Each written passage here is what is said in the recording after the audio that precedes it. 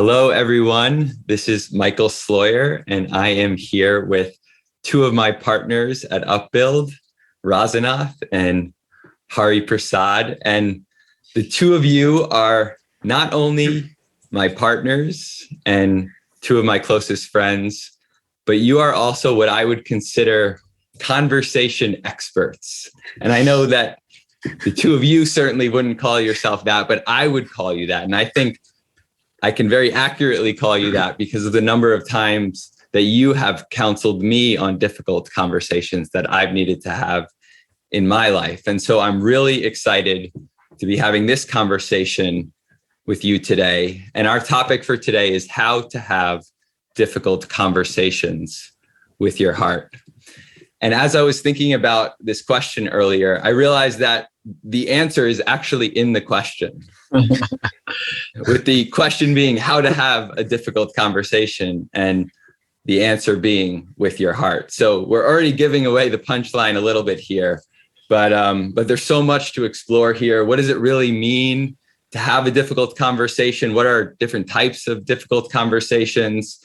And what does it mean to bring our heart to a difficult conversation? So we'll unpack all of that and more. And Rasanath, it would be great, since this was your inspiration for this topic here today, if you could get us started by sharing a little bit more about that inspiration. I just got to cut in quickly first that thank you for that very, very sweet introduction, Michael. I definitely don't think of myself as a conversation expert. You nailed it on that point.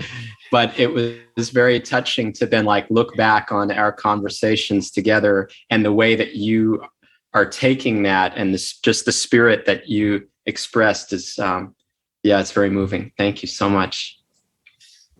Yes, thank you. And as the inspiration, as you said, for this particular topic came in a coaching session where when I was speaking to a client, we were discussing about a difficult decision that the client was making at work and had to communicate it. And it was about firing someone. And at some point in time, my client mentioned, well, I have no problems having a difficult conversation. And I had to pause and said, well, are you sure about that? And then we explored that, and it became a very rich topic around how that statement about, well, I have no problems having a difficult conversation. And what I experienced when he said that, at that moment, I experienced him emotionally distancing himself from the conversation and coming into that conversation from his head, which, of course, makes difficult conversations very efficient and perhaps easy. But there are consequences. And that's what we discussed. And I felt that this was a very important and rich topic to explore. Also because I have, when you said about being a conversation expert, I don't see myself as one. And I have made so numerous errors and mistakes in doing something very similar, which is why I was able to notice the shift. When my client said, well, I have no problems having a difficult conversation. And I have said that to myself in the past. And the conversation has always felt short of what it really needed to have. So what are we talking about here? What is a difficult conversation? What does that even mean? Any difficult conversation has some basic elements of emotional complexity. That's the best way I can describe it. And the emotional complexity can be an experience of guilt while having the conversation because you're making a decision, for example, firing. There is an experience of guilt. When you have to say sorry to someone, there is an experience of guilt you bring into the conversation. Sometimes there can be experiences of shame when you are going into the conversation. So one piece is the emotional complexity of it. The second piece is the unpredictability around how this conversation is going to go. And there is always a desire for a certain outcome, not just the outcome, but also feeling like, well, I got my outcome and I still came out of it as the best person that could have ever been. And that's what we all want. But by nature, a difficult conversation doesn't necessarily guarantee you the outcome, and neither does it guarantee you walking out of the conversation with the feeling, oh, that was great. Right? That might be more a sense of relief, perhaps, if the conversation goes in a certain direction. But we have no control on the outcome or on our perceived image post the conversation. So these are two pieces of complexity that invariably show up in a difficult conversation. And there can be many more, but I just wanted to label these two as being very key ingredients in a difficult conversation. Prasad, would you like to share something? Well, I was just thinking about what makes it beneficial to bring your heart. If we understand what a difficult conversation is, why do we need to bring our hearts into it? And you touched on this when you were speaking about the detachment that comes from using your head and how that makes it easier and more efficient to have a difficult conversation. So why should we not just go with that? If it's easier and more efficient and it may bring the outcome that's desired anyway, why are we discussing this topic in the first place? I'm sure you know why we are discussing it. Let's hear this from you.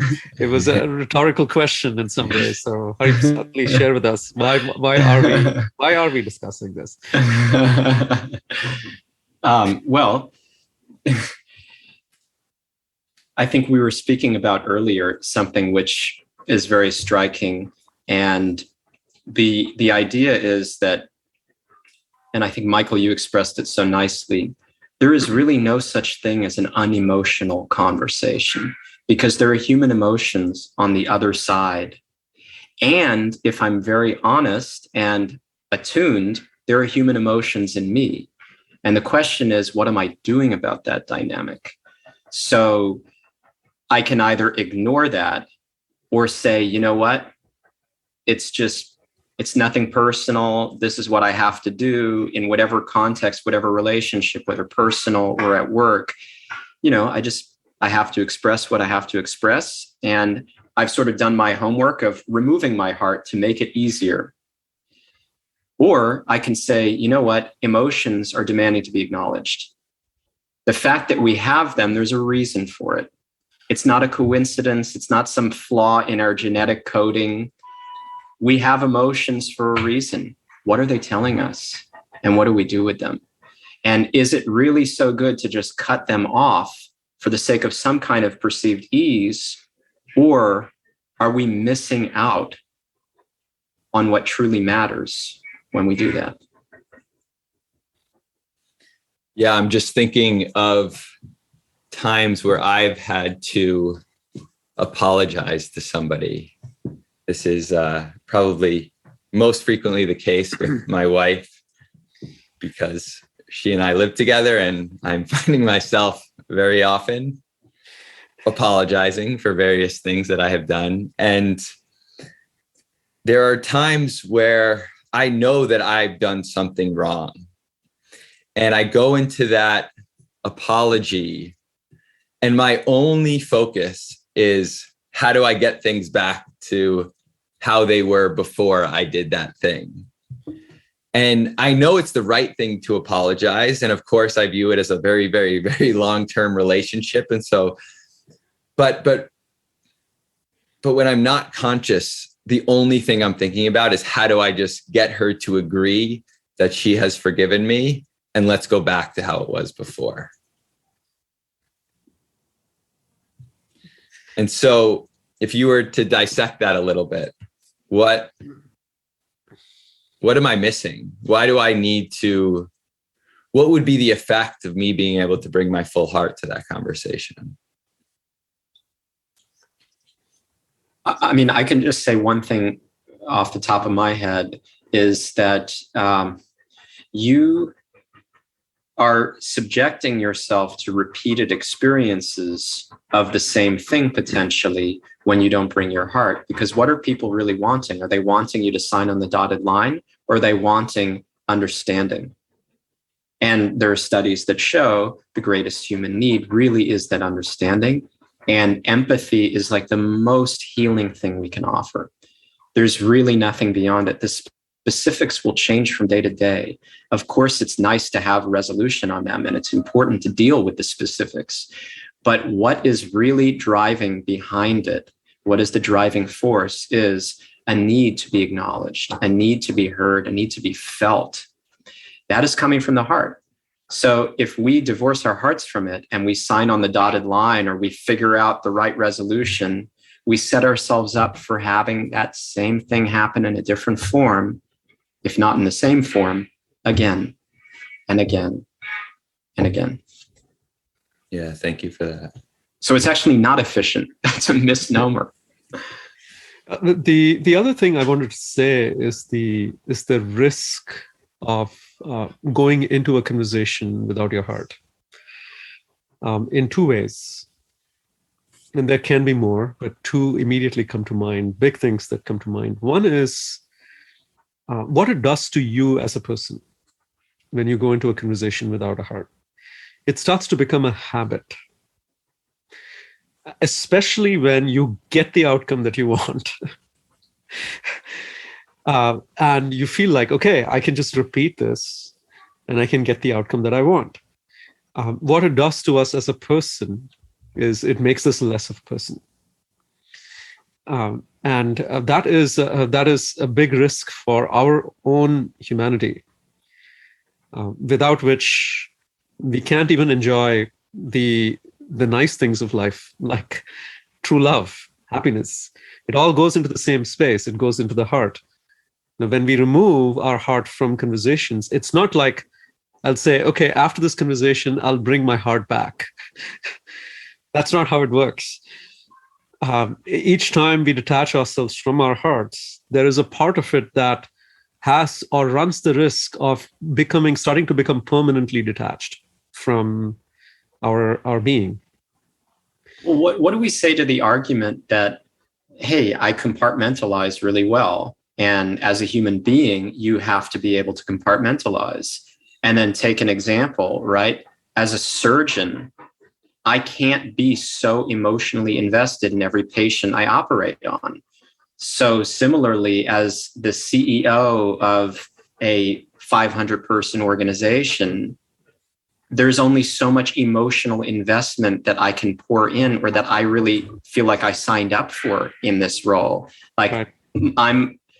The board asked me to do a good job and to come back with the right earnings and the right strategy. And of course, I need to make people happy, but why does that have to come from such an emotional place? I'm better off compartmentalizing. And thank you for bringing that up. I think we can empathize with the amount of emotional pressure that, especially in the context that you were talking about, leaders have to experience. But I think the same holds true for the example that Michael shared, which is you want an outcome and you can go into the conversation without having your heart.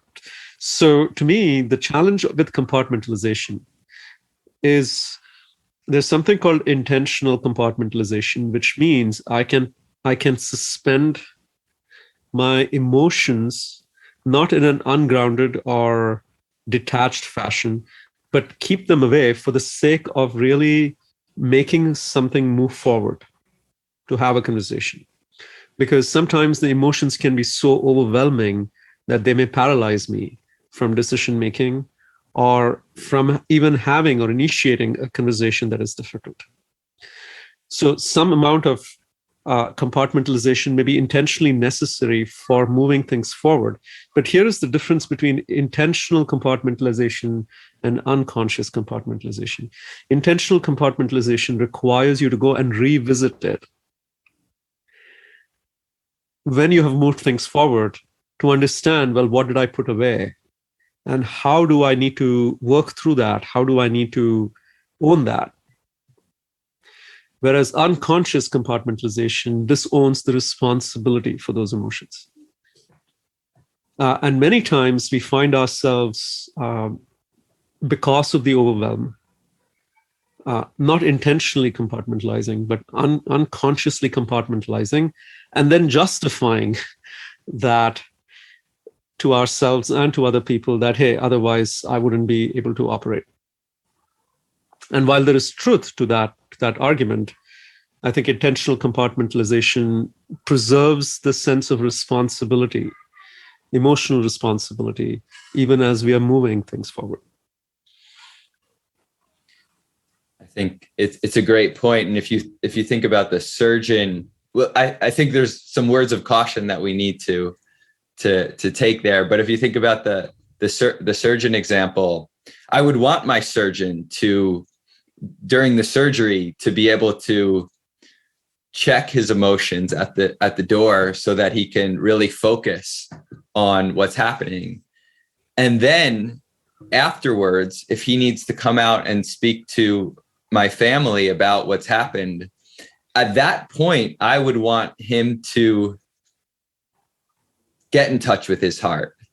And because it's not just about him at that point, it's also about what are the emotions on the other side? What are these other people experiencing? And we can't have empathy for others if we're not also in touch with our own feelings at that point.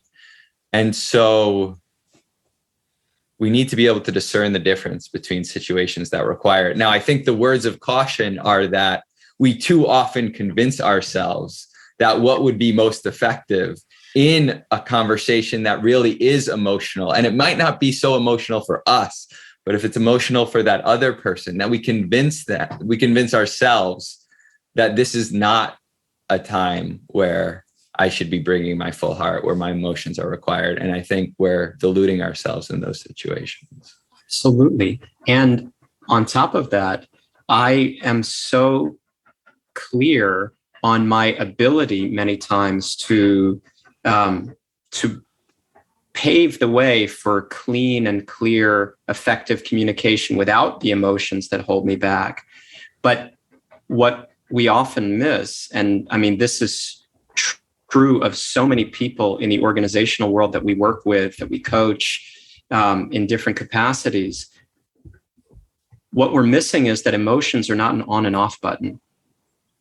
They don't just come and go because I said, okay, on, off, on, off. Here we go. That is not human. That is using machinery to do a job of living. And living is not a job. So that is really the biggest caution.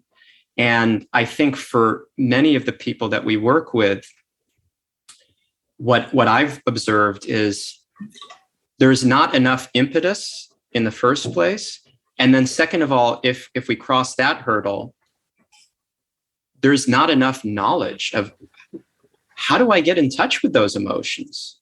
So first, I need to want to get in touch with them. And then second, I need to know how to get in touch with them. And then the third and final piece is, well, once I do, that's like opening up a floodgate, if we ever even get there. So now what do I do? I mean, that's so intense. When people unlock stuff that they are not habituated to accessing, that's so intense. And it's like, can you imagine, our top world leaders accessing their emotions in that way? So why should I do it? So going back to the risks that I was talking about, going into a conversation without the heart. The one risk is the dehumanizing part of it, where each time we do that, we are actually shutting down the opportunity for increased emotional intelligence, which, going back to your point, Hari Prasad, a big deficit in world leadership, in whatever arena we might actually take it, is there is a big deficit. There seems to be the deficit of emotional intelligence.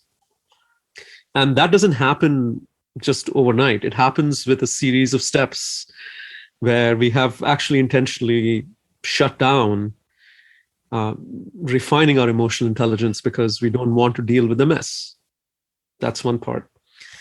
The second part here is the risk, and this is the other risk, the risk about what it does to the other person. Right? It sends a message that this is the way to be, to live with a heart, turn down your emotions because that's not what we talk about, and take the message and deal with it. Right? So it not only costs us some portion of the relationship, but it also sends a message across to the other person, a discouraging message in some ways. Right? So especially when we are in positions of leadership, these are very impressionable conversations. And when someone is on the receiving end, what they learn from that is, well, this is the way I should do it. They're not, or they may say, okay, this is the way I should not be doing it. That's also possible. But more likely, it also leads to the shutting down of the other person's heart. That's also a big risk. Well, this is how widespread cultures are created, where we are unemotional in difficult conversations because we're unemotional, period, because we haven't figured out the value of our emotions or how to channel them. And for me personally, I'm a little bit on the other side of this. I see the value of our emotions. I don't have so much difficulty accessing my heart. I get overwhelmed. I'm like, if you get to that stage 3, oh my God, this is intense. Why would I want to do this? So my perspective is a little bit different here, that we also need to be able to work with the emotions in a way that's healthy and channels them positively for the service of our real selves and others. So a lot of our work at Upbuild is focused on understanding the ego, which we define as an identity of who we think we should be rather than who we actually are. And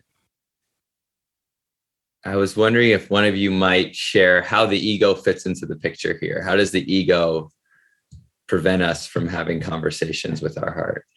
Sorry, Prasad, I really like that nod. I know you're bursting to share something. I'm just excited that Michael asked that question, because that is the question of questions. Please. Thank you. The ego is what makes us conform to an image. It's, as Michael, you shared, we want to be a certain way. We want to see ourselves a certain way. And so we're desperate, we're hungry, we're aching to prove that we are indeed that thing. But it's a concoction. We decided, this is what success looks like. This is what peacefulness looks like. This is what, and of course, you can put in Enneagram personalities. We work a lot with this tool, the Enneagram. It's a personality typology, and every person has their own, according to their personality type or their ego type, they have their own specific projection of what they think they should be. I am so pure and good. That's what I should be. I am so loving and selfless. That's what I should be. I am so incredibly capable. That's what I should be. So the ego is what is pulling all the strings around when it's okay to show up emotionally and when it's not. And to conform to my projection or my desired image, I then try to turn my emotions on or turn them off. But as we said earlier, it's not so simple. So what I end up doing is defaulting. And for all of us, it's not that we have a shortage of human emotions, contrary to what we may think. Every single person and every single personality has the same amount of emotion. It's just varying degrees of bottled upness and comfort with our emotions, what to speak of expressing them.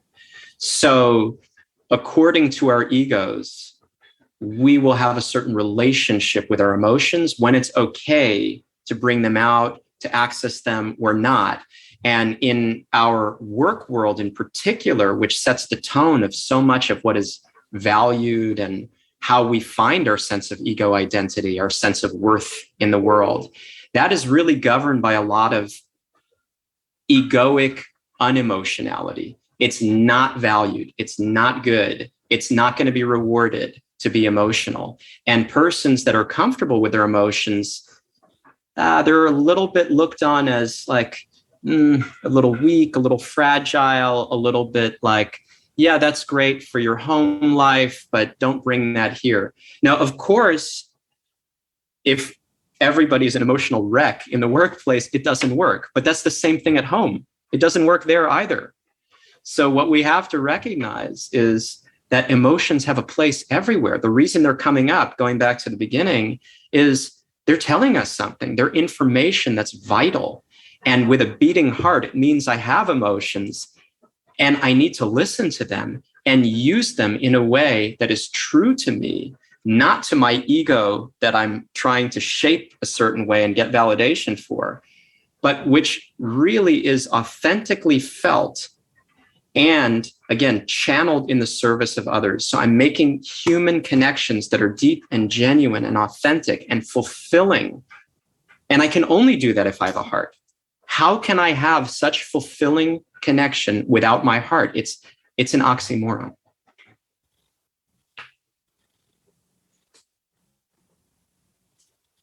And should the workplace be devoid of real connection? I mean, why do they do team building so much, right? Why is that a thing, team building? We need to connect, but let's connect without our hearts, okay? Let's connect in a way that's just like a little bit surfacey, but deep enough to make it okay.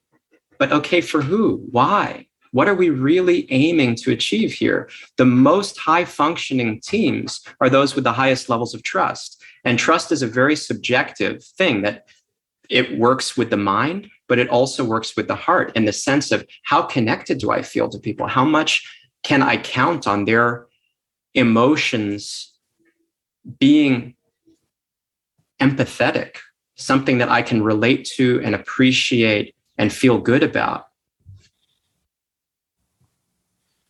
I so appreciated you calling out that team building thing. As somebody who's in the corporate world for a long time, I can recall lots of team building experiences that never felt quite loving. They never felt quite connected. They were designed for a certain outcome, and yet it felt like having sweet and low instead of sugar. It just wasn't the real thing of what I was looking for. And what you've just shared has brought a lot of light to that, because I wasn't there with my heart. Others certainly weren't there with their heart. And so, and we're getting a little bit off the topic of difficult conversation, but these are just regular conversations that are not taking place with our heart. And we feel the effects of that. It has consequences. Very true.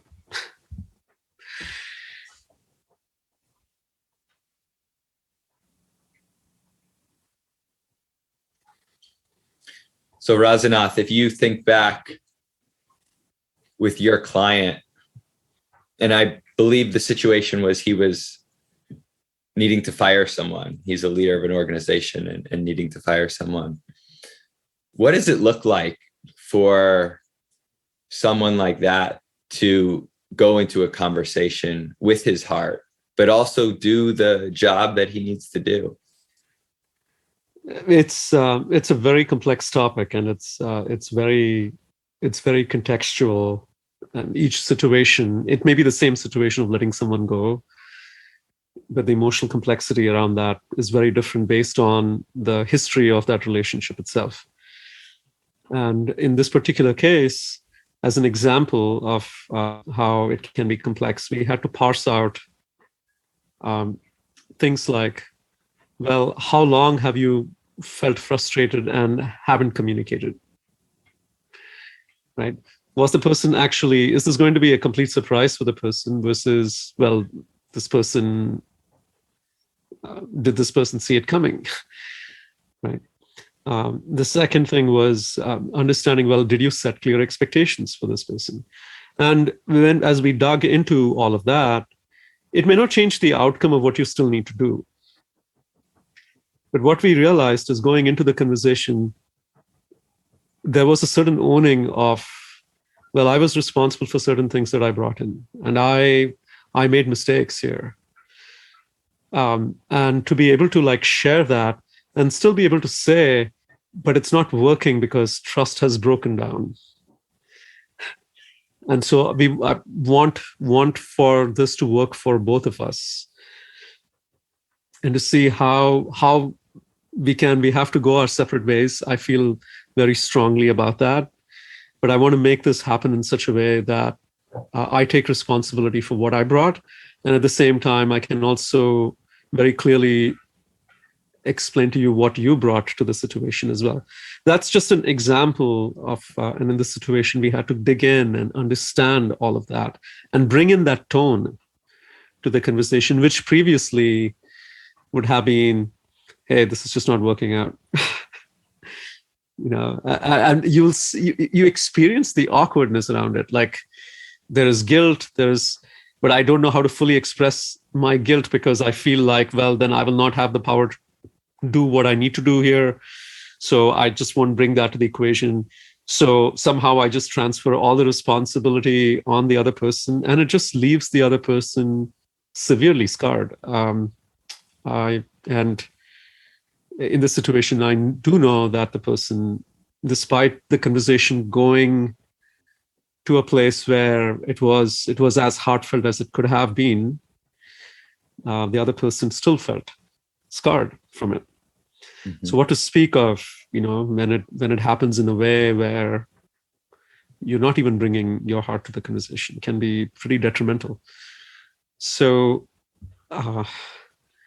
it's not easy.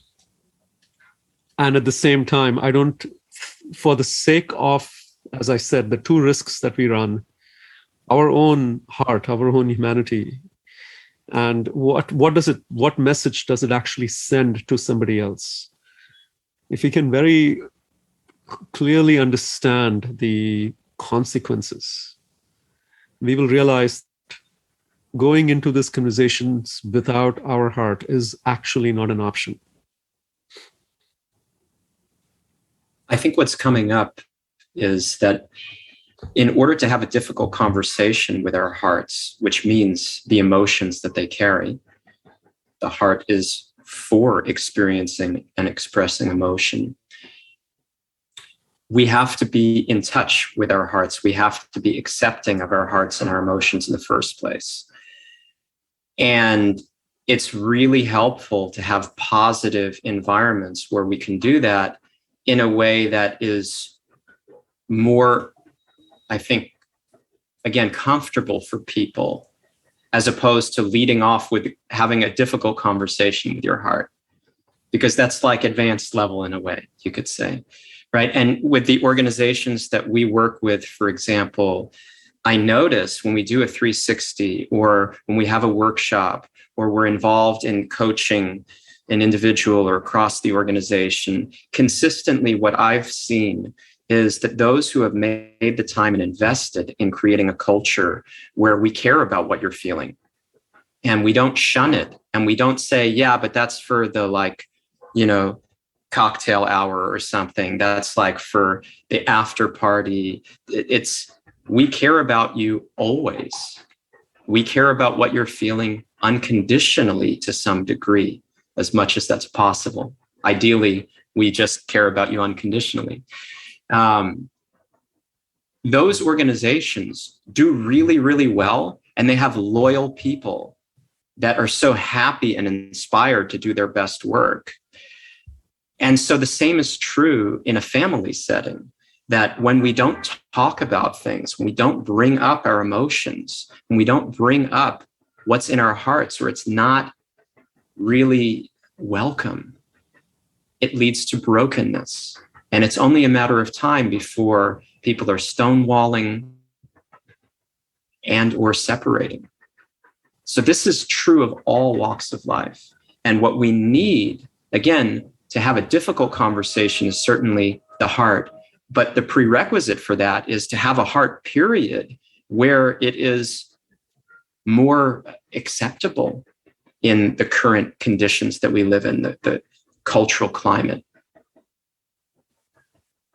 I appreciate from both of you. And so if I were to summarize what I received is that, first of all, we need to take personal responsibility for what may have happened. And even if it is about what somebody else did, there's still some personal responsibility that we can take, at least be personally responsible for how we're feeling as it related to the other person's actions.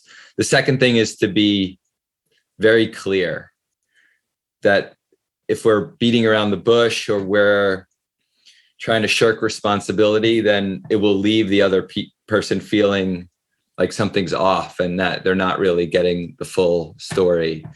And then lastly is that even if we do all the hard work and we get in touch with our emotions and we try to bring our full heart, it's still going to be difficult for the other person. And so having empathy for them, regardless of how much prep work that we've done, is necessary.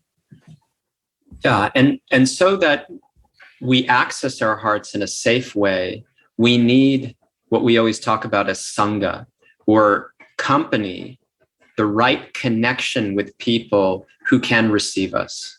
That is sort of resetting a new culture.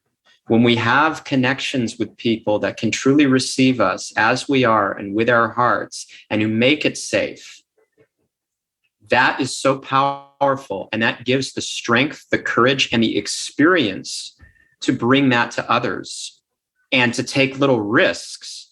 Because if we take too big of risks, we'll never want to do it again. We'll shut down the heart immediately.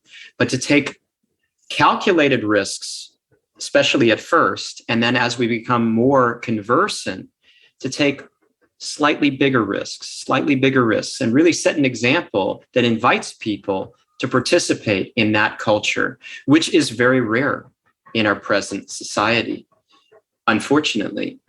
So we have to have people that we can open up to and that we can trust.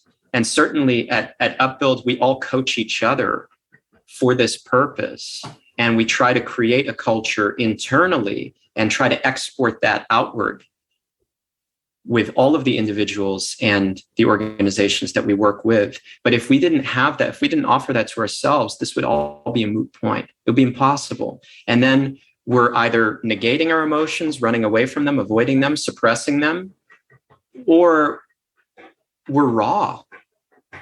And we always talk about processed vulnerability. We are human beings. We are vulnerable. Our hearts are the most vulnerable part of us.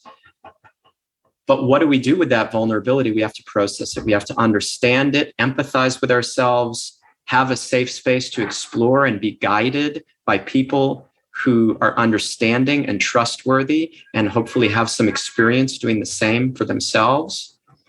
And then it becomes processed vulnerability, which is really powerful. And we can be full-hearted in a way that's not comfortable, raw, or diverting. And of course, there are going to be situations where we are raw naturally. It's not like we can just pretend that will never happen or just suppress anytime we feel raw.